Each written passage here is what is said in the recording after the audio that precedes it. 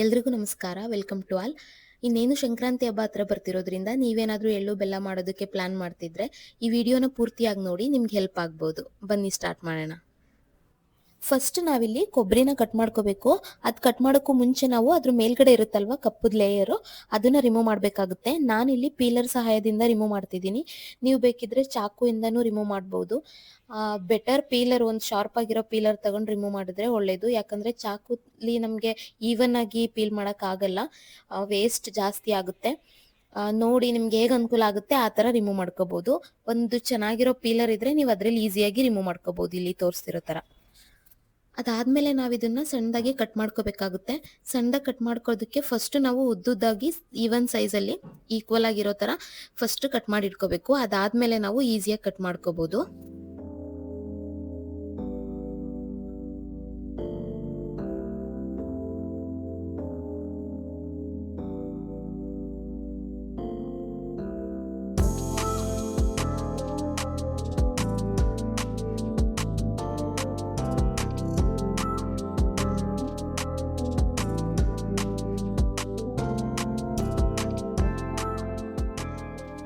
Next ನಾವು ಬೆಲ್ಲನ cut ಮಾಡ್ಕೋಬೇಕು. ಇದೊಂದು ಸ್ವಲ್ಪ ಕಷ್ಟ ಬೆಲ್ಲ ಕಟ್ ಮಾಡೋದು, ಯಾಕಂದರೆ ಅದು ಪುಡಿ ಆಗ್ತಿರುತ್ತೆ ನಾವೆಷ್ಟೇ ಕಟ್ ಮಾಡೋಕೆ ಹೋದ್ರೂ.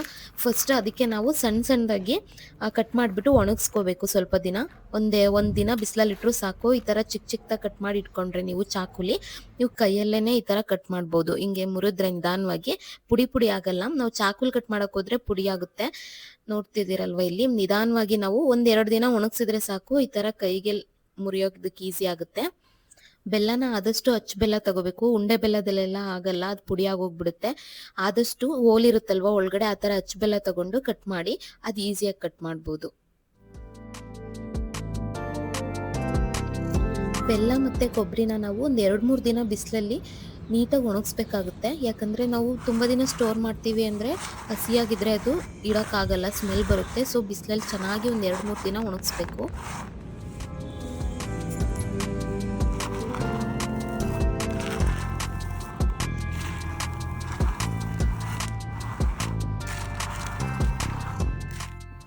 ಕೊಬ್ಬರಿ ಮತ್ತು ಬೆಲ್ಲನ ಒಣಗಿಸಿ ಆದಮೇಲೆ ನಾವು ಎಳ್ಳು ಮಾಡೋ ದಿನ ಕಡಲೆ ಬೀಜ ಮತ್ತು ಎಳ್ಳನ್ನ ಹುರ್ಕೋಬೇಕಾಗುತ್ತೆ. ನಾನಿಲ್ಲಿ ಕಡಲೆ ಬೀಜ ತಗೋತಿದ್ದೀನಿ. ಕಡಲೆ ಬೀಜನ ಚೆನ್ನಾಗಿ ಕಪ್ಪಿಗೆ ಹುರ್ಕೋಬೇಕು. ಯಾಕಂದರೆ ಅದನ್ನು ನಾವು ಸಿಪ್ಪೆ ತೆಗೆದ್ಬಿಟ್ಟು ಬೇಳೆ ಮಾಡಬೇಕಾಗುತ್ತೆ. ಇದು ಅಷ್ಟೇ, ವೈಟ್ ಇದ್ದರೆ ಚೆನ್ನಾಗಿರಲ್ಲ, ಸ್ವಲ್ಪ ನೀಟಾಗಿ ಫ್ರೈ ಆಗಬೇಕು.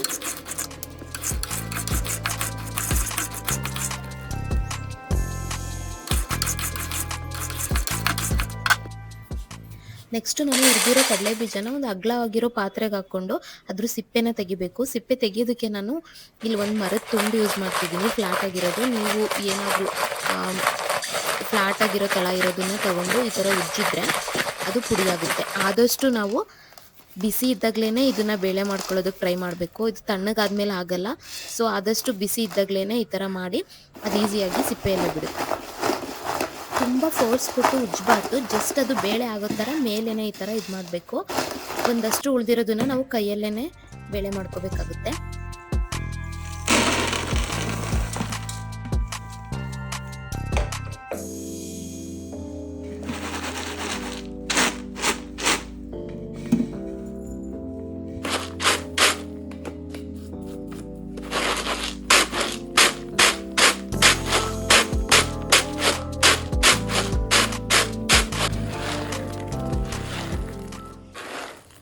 ನೆಕ್ಸ್ಟ್ ನಾನಿಲ್ಲಿ ಅದೇ ಪಾತ್ರೆಯಲ್ಲಿ ಎಳ್ಳನ್ನ ಹುರ್ಕೊತಿದ್ದೀನಿ.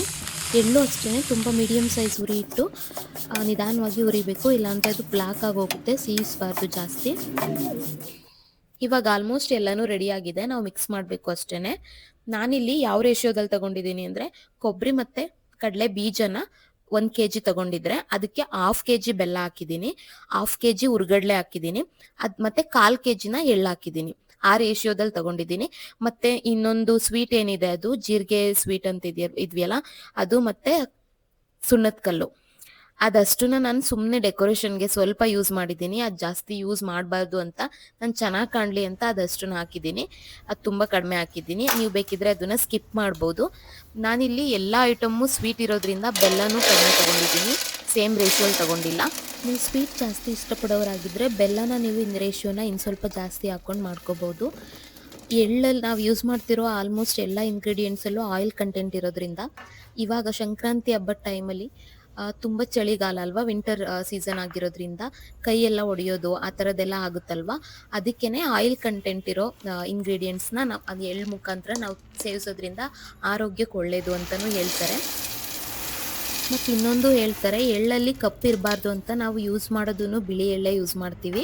ಮತ್ತು ಕೊಬ್ಬರಿಲಿ ಕಪ್ಪು ಪಾರ್ಟ್ ಏನಿರುತ್ತೆ ಮೇಲ್ಗಡೆ ಲೇಯರು ಅದನ್ನು ರಿಮೂವ್ ಮಾಡ್ತೀವಿ. ಮತ್ತು ಬೆಲ್ಲನೂ ಅಷ್ಟೇ, ನಾವು ಕಪ್ಪು ಬೆಲ್ಲ ಯೂಸ್ ಮಾಡಲ್ಲ. ಈ ವಿಡಿಯೋ ನಿಮಗೆ ಹೆಲ್ಪ್ ಆಯಿತು ಅಂತ ಭಾವಿಸ್ತೀನಿ. ಈ ವಿಡಿಯೋ ನಿಮಗೆ ಇಷ್ಟ ಆಗಿತ್ತು ಅಂದರೆ ದಯವಿಟ್ಟು ಲೈಕ್ ಮಾಡಿ, ಈ ಚಾನಲ್ಗೆ ಸಬ್ಸ್ಕ್ರೈಬ್ ಮಾಡಿ, ಮತ್ತು ನಿಮ್ಮ ಅಭಿಪ್ರಾಯನ ಕಮೆಂಟ್ ಮೂಲಕ ತಿಳಿಸಿ. Thank you. ಧನ್ಯವಾದಗಳು.